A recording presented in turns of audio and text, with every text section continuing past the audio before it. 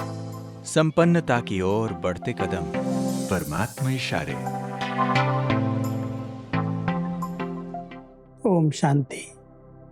हम सबको संस्कार मिलाने हैं, लेकिन कौन से संस्कार मिलाने हैं? परमात्मा ने हम सब के लिए ब्रह्मा बाबा का एक बहुत सुंदर उदाहरण हम सबके सामने रखा है। जैसे ब्रह्मा बाबा के संस्कार सदा उदारता के रहे, रहम के रहे, सब बच्चों के प्रति बहुत कल्याण भावना के रहे, ऐसे ही उन संस्कारों के समान हमें अपने संस्कार बनाने हैं।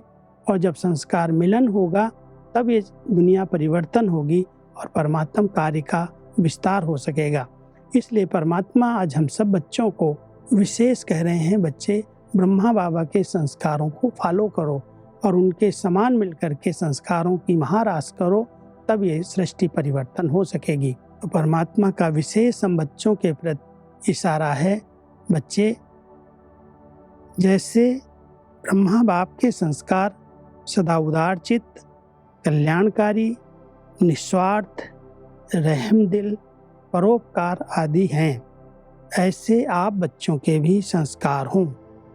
सदा आपस में एकमत, स्नेही, सहयोगी बन संस्कार मिलन करना, यही महानता है। संस्कारों की टक्कर न हो, लेकिन सदा संस्कार मिलन की रास करते रहो। संस्कारों को मिलाना अर्थात संपूर्णता को और समय को समीप लाना। हम सभी बाबा के बच्चे ब्रह्मा बाबा के समान संपन्न और संपूर्ण बनना चाहते हैं, और उस संपूर्णता को समीप लाने के लिए, इस कलयुगी सृष्टि के परिवर्तन को समीप लाने के लिए हम सबको आपस में भी संस्कारों को मिलाना है।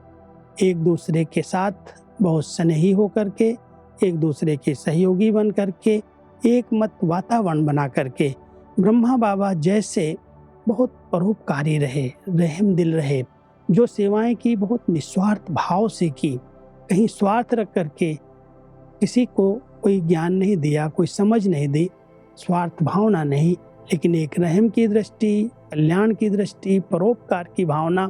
परमात्मा कहते बच्चे इन संस्कारों को फॉलो करो और ऐसे संस्कार धारण करके उनके समान बन करके आप सभी बच्चे संगठन को एक बनाओ और संस्कार मिलन करके परमात्म कार्य को सफल करो। सफलता का यही आधार बनता है।